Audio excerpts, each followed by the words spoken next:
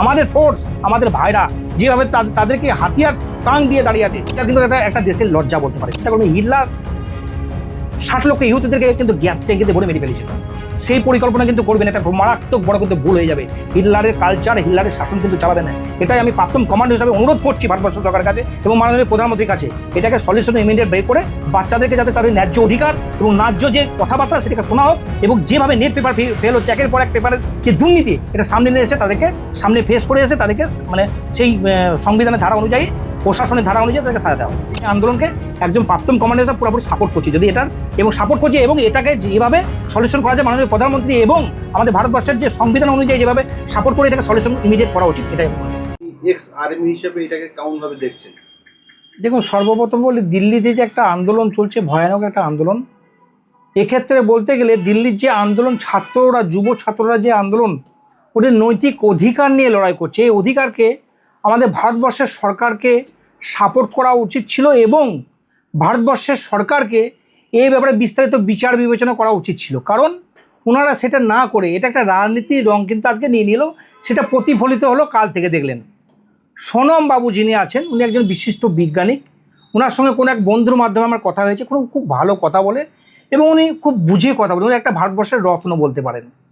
তাকে যেভাবে প্রশাসন দ্বারা যেভাবে তুলে নিয়ে যাওয়া হলো, এটার আমি তীব্র নিন্দা এবং প্রতিবাদ জানাচ্ছি। কারণ কি, ভারতবর্ষের বাবা সাহেব আম্বেদকরের যে সংবিধান, সেই সংবিধানে অধিকার দিয়েছে আপনি আপনার মত প্রকাশ করতে পারেন। ভারতবর্ষের সেই সংবিধানের মতে আপনি যে কোনো মত আন্দোলন আপনি করতে পারেন, প্রতিবাদ আপনি করতে পারেন। মানুষ কি পড়বে, কি খাবে, কি করবে, সেটা কিন্তু প্রত্যেকের ভারতবর্ষের সেই সংবিধান অধিকার দিয়েছে। কিন্তু সেই অধিকার মান্যতা না করে সরকার যেভাবে অত্যাচার শুরু করে দিল না, এটার আমি তীব্র প্রতিবাদ করছি। কারণ কি বলুন তো, আজকে সরকার আগে নয়, দেশ আগে। দেশের জওয়ান কিষাণ এবং ছাত্র যারা আমাদের প্রজন্ম, আমাদের ছেলে মেয়েদের ভবিষ্যৎ যদি স্বীকৃতি না পায়, সঠিক না পায়, তারা যদি পুরোপুরি পজিটিভ না পায়, তাহলে সেই দেশের কি হতে পারে।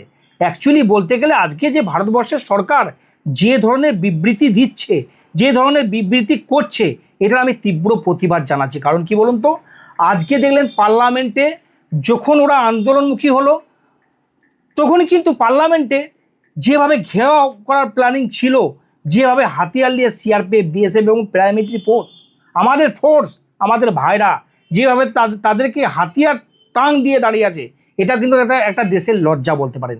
অতএব আমি কেন্দ্র সরকার অনুরোধ করব যে এই ধরনের বাঁচতে হলে আপনি একজন, হ্যাঁ আমি জানি রাজনীতির ক্ষেত্রে কি হয়, একজন হয়তো যদি তাকে সরিয়ে দেওয়া হয়, একটা পরবর্তীকালে আবার একটা বড় পলিটিক্যাল ইস্যু দিয়ে সেটাকে একটা বড় কিছু ভাবা যায়। অতএব কি আপনি কমসে কম তো ক্ষমা তো চাইতে পারতেন। একটা সাধারণ তাদের ছেলে মেয়ের সামনে যদি একটু ঘূর্ণা টেকে দিতে হয়, সময়ে মা বাবাকে করতে হয়, তা অভিভাবক হিসাবে এটা তো করা উচিত ছিল। আজকে সরকার যেটা করছে, দেখুন প্রতিটা মানুষ, চাই বিজেপি, চাই কংগ্রেস, চাই সিপিএম, প্রত্যেক পার্টির লোক, প্রত্যেক পরিবার এবং সাধারণ জনগণ এতে কিন্তু খুশি নয়। অতএব আজকে যদি দেশের জনগণ যদি খুশি না থাকে, তাহলে সেই সরকারের উপরে আজকে আঙুল উঠছে। অতএব যন্ত্রমন্ত্রে যে কেউ, দেখুন আমি কিন্তু অন্যায়ের প্রতিবাদ করতে গিয়ে 46 দিন ধর্ণা করেছিলাম। সেখানে অনেক রকম পুলিশের অত্যাচার সহ্য করতে হয়েছে, কিন্তু আমি অন্যায়ের বিরুদ্ধে প্রতিবাদ করেছিলাম। অতএব আজকে কিন্তু তারা অন্যায় হয়েছে, তাদের সঙ্গে ভুল হয়েছে। 17 থেকে 18 জন মারা গিয়েছে নেট পেপারে লিক হওয়ার ফলে, কিন্তু সেটার জন্য তারা প্রতিবাদ করছে, তারা সত্যটা সামনে নিয়ে আসছে। কারণ যদি সেই সামনে নিয়ে আসার অধিকার যদি না থাকে, তাহলে এই দেশে থাকার দরকার কি, এই সরকার থাকারই বা কী দরকার? এটাই আমার বাস্তব, আপনারা যে প্রশ্ন করলেন তার আমি উত্তরটা দিলাম। রুলিং পার্টি একের পর এক দুর্নীতি আসছে সামনে, সেই জায়গায় সাধারণ মানুষের প্রতিবাদও করতে দিচ্ছেন না। ধর্মেন্দ্র প্রধান তিনি পদত্যাগও করবেন না বলছেন। প্রধানমন্ত্রী বলছেন যে খুব অন্যায় জিনিস হয়েছে, তিনি মেনে নিলেন যে হ্যাঁ এটা ভুল হয়েছে, তাহলে তিনি তাকে পদত্যাগ করতে বাধ্য করছেন না কেন? দেখুন, পদত্যাগ তো সলিউশন নয়। আমি যেটুকু মনে করি, যে কোনো একটা সিস্টেমের সামনে যারা উপরে বসে থাকে, তাদের মধ্যে আলোচনা করে সত্য সাপেক্ষ দিয়ে কিন্তু সেটাকে করা যায়। পদত্যাগ করে দিলে কেউ একজন আবার শিক্ষামন্ত্রী হয়ে গেলে সেই যে সব কিছু ঠিক করে দেবে, যে জিনিসটা হয়ে গিয়েছে সেটা কিন্তু ফিরবে না। অতএব এটাকে কীভাবে মানে রিকভারি করা যায় সেটা কিন্তু সরকারকে দেখা উচিত ছিল। নরেন্দ্র মোদী আমাদের ভারতবর্ষের প্রধানমন্ত্রী, কোনো পলিটিক্যাল মানে বিজেপি থেকে প্রধানমন্ত্রী হয়েছে, কিন্তু প্রধানমন্ত্রী কোনো পলিটিক্যাল লোক নয়, সে কিন্তু ভারতবর্ষের সংবিধানের চেয়ারে বসে আছে। অতএব উনি নৈতিক দায়িত্ব এবং নৈতিক কর্তব্যের কথা বলেছে, সেটা আমি মানি। কিন্তু আজকে যেভাবে সলিউশন না করে যেভাবে দাবি দেওয়া হচ্ছে অন্যায়ের প্রতিবাদ করতে গিয়ে, যেভাবে মানুষকে ছেটে ফেলা হচ্ছে, এই যে সেকেন্ড দেখছেন আমাদের ফৌজিদের গ্রুপে অনেকেই দেখছে যে এটা কি হচ্ছে, আমাদেরকে কি পরবর্তীকালে কি পদক্ষেপ হতে পারে। এই যে প্রশ্ন হচ্ছে ভারতবর্ষের বুদ্ধিজীবী মহল তথা ফৌজি এবং কিষাণ পরিবার যেভাবে যেভাবে মানে জেগে উঠেছে, এ কিন্তু ভয়ঙ্কর পরিস্থিতি হতে পারে। কিন্তু দেখবেন আমাদের যারা বিজেপির নেতারা আছে তারা যে ধরনের বিবৃতি দিচ্ছে এটাও কিন্তু ঠিক নয়, কারণ তারও কিন্তু ছেলে মেয়ে আছে। অতএব আমি অনুরোধ করব ভারতবর্ষের সরকারকে এর তীব্রভাবে ইমিডিয়েটলিভাবে সলিউশন বের করা উচিত। নাহলে আজকে যদি আমাদের মতো ঘরের ছেলে মেয়ে যদি আজকে আন্দোলন করে, তাদের ঘরের ছেলেরাও যদি আন্দোলন করা শুরু করে এবং তাদের ঘরের ছেলেকে যদি এভাবে পিষে ফেলা হয়, এই যে দেখেন একটা জিনিস চিন্তা করবেন, হিটলার 60 লক্ষ ইহুদিদেরকে কিন্তু গ্যাস ট্যাঙ্কিতে ভরে মেরে ফেলেছিল। সেই পরিকল্পনা কিন্তু করবেন, এটা মারাত্মক বড় কিন্তু ভুল হয়ে যাবে। হিটলারের কালচার, হিটলারের শাসন কিন্তু চালাবেন না। এটাই আমি প্রাক্তন কমান্ডো হিসাবে অনুরোধ করছি ভারতবর্ষ সরকারের কাছে এবং মাননীয় প্রধানমন্ত্রীর কাছে, এটাকে সলিউশন ইমিডিয়েট বের করে বাচ্চাদেরকে যাতে তাদের ন্যায্য অধিকার এবং ন্যায্য যে কথাবার্তা সেটাকে শোনা হোক, এবং যেভাবে নেট পেপার ফেল হচ্ছে একের পর এক পেপারের যে দুর্নীতি, এটা সামনে নিয়ে এসে তাদেরকে সামনে ফেস করে এসে তাদেরকে মানে সেই সংবিধানের ধারা অনুযায়ী, প্রশাসনের ধারা অনুযায়ী তাদেরকে সাজা দেওয়া হোক। এই যে টেট পরীক্ষা প্রশ্ন ফাঁস নিয়ে সারা দেশে দুভাগ হয়ে গেছে মানুষ। বেশ কিছু মানুষ পক্ষে আছে, বেশ কিছু মানুষ বিপক্ষে আছে। আজকে যারা দিল্লি প্রধানমন্ত্রীর বাসভবন ঘেরাও করছেন বা দিল্লি যন্তর মন্ত্রে যারা আন্দোলন করছেন, আপনি তাদের সঙ্গে আছেন? দেখুন, দেশ সমাজ নিয়ে আমরা কাজ করি, কারণ ফৌজি মানে তাদের দেশভক্তি শেখাতে হয় না। আমরা যদি দেশ সমাজকে আগে বাঁচিয়ে, যা কিছু দেশ আগে সমাজ আগে তারপরে অন্য কিছু, কারণ সরকার আলাদা পার্ট। সরকার ব্যাপারটা কী হয়েছে, সরকার আমরা সাধারণ মানুষ ভোট দিয়ে গণতান্ত্রিক অধিকার প্রয়োগ করে সরকার বানাই।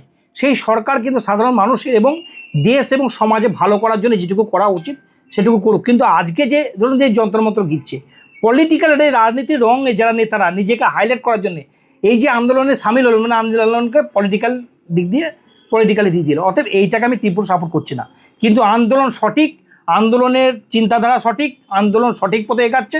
কিন্তু এই যে রাজনীতির রং লাগাচ্ছেন এটা কিন্তু আমি পক্ষপাতিত্ব নয়, কারণ যেহেতু রাজনীতি করেন, দেশ সমাজ নিয়ে যে কেউ করতে পারে কাজ। দেশ সমাজে ভালো করতে হলে সব কিছু করা উচিত। অতএব এই যে ধরুন রাজনীতি রং লাগাচ্ছে, রাজনীতি করছে, সাধারণ মানুষের কথা শোনা হচ্ছে না, সাধারণ মানুষকে দাবি দেওয়া হচ্ছে, এটা আমি সরকারের পক্ষে নয়, এটা সরকারের বিপক্ষে। কারণ আমি এর আগেই বললাম, হিটলারিপনা চলে না, কারণ সংবিধানে, ভারতবর্ষের সংবিধানের অধিকার যেটা আছে সেটা মানতে বাধ্য হতে হবে। অতএব ওরা যেভাবে মানে করছে এটা আমি কোনো মতে পক্ষপাতিত্ব নয়। আমি আন্দোলনকে একজন প্রাক্তন কমান্ডার পুরোপুরি সাপোর্ট করছি, যদি এটার এবং সাপোর্ট করছি, এবং এটাকে যেভাবে সলিউশন করা যায় মাননীয় প্রধানমন্ত্রী এবং আমাদের ভারতবর্ষের যে সংবিধান অনুযায়ী যেভাবে সাপোর্ট করে এটাকে সলিউশন ইমিডিয়েট করা উচিত, এটাই আমি মনে করি। রাহুল গান্ধীকেও গ্রেফতার করে নেওয়া হয়েছে, প্রিয়াঙ্কা গান্ধীকেও গ্রেফতার করে নেওয়া হয়েছে। আপনি বলছেন যে রাজনীতি করা হচ্ছে। আমাদের দেশে যে কোনো বৃহত্তম রাজনীতির পিছনে কিন্তু, বৃহত্তম আন্দোলনের পিছনে কিন্তু রাজনীতি মূল ভূমিকা নেয়, সে এনডিএর আমলে হয় আর ইউপিএর আমলে হোক। রাজনীতিটা বিশাল বড় সাগর, সেটা কিন্তু করতেই হবে। রাজনীতি ছাড়া কিন্তু আন্দোলন করা যাবে না। এই প্রসঙ্গে আপনি রাজনীতির জায়গাটা আলাদা, রাজনীতির একটা পার্ট আলাদা, আন্দোলনের পার্ট আলাদা, প্রতিবাদের পার্ট আলাদা, সমাজ এবং দেশ গড়ার পার্ট আলাদা।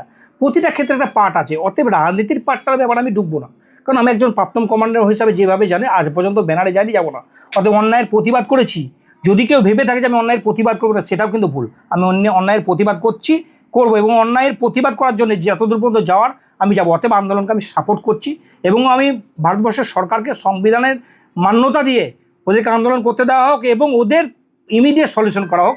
রাজনীতির ব্যাপারে রাহুল গান্ধী কী করছে, নিজের এই মুহূর্তে যে গরম মাহল সেখানে রুটি সেঁকছে, যে কোনো রাজনীতির দল, রাজনীতি ছাড়া কোনো আন্দোলন হয় না। কিন্তু রাজনীতির ক্ষেত্রে সব ক্ষেত্রে রাজনীতি করা যায় না, দেশ সমাজটা আগে। অতএব দেশ বিরোধী যখন কার্যকলাপ হবে সেক্ষেত্রে রাজনীতি চলে না। অতএব এটা দেশ বিরোধী নেই, এটা দেশের সমাজের নিয়ে কাজ করছে, সমাজের যে কর্তব্য, সমাজের যে নৈতিকতা, কিন্তু এটা আমি ভাবার জন্য অনুরোধ করছি মানে ভারতবর্ষের সরকারকে। ইন্ডিয়া সরকারের 15 বছরের টার্ম পড়েছে এবারে, তো বহু দুর্নীতি, E20 তেলে দেখুন 20% ইথানল, বহু দুর্নীতি চলছে। আপনার কি মনে হয় না এক্স আর্মি হিসেবে যে এই সরকারের ইমিডিয়েটলি বিদায় নেওয়া উচিত? দেখুন, বিদায় তো আমি করার কেউ নয়, বিদায় তো সাধারণ মানুষ করবে। অর্থাৎ সাধারণ মানুষ বুঝে গিয়েছে কী করবে না করবে তারা বুঝবে, আমার কর্তব্য আমি করব, অতএব কে কী করবে সেটা জানে না। রাজনীতির সবাই নিজের নিজের মতো, এনডিএ যখন এখন আছে, পরবর্তীকালে ইউপিএ যখন আসবে সে কী করবে সেটাও ব্যাপার নয়, এর আগে ইউপিএ ছিল সেই সেম জিনিস। অতএব এটা আমার মনে হয় প্রতি 5 বছর অন্তর এক্সটেনশন করা উচিত সাধারণ মানুষকে, এটাই আমি মনে করি।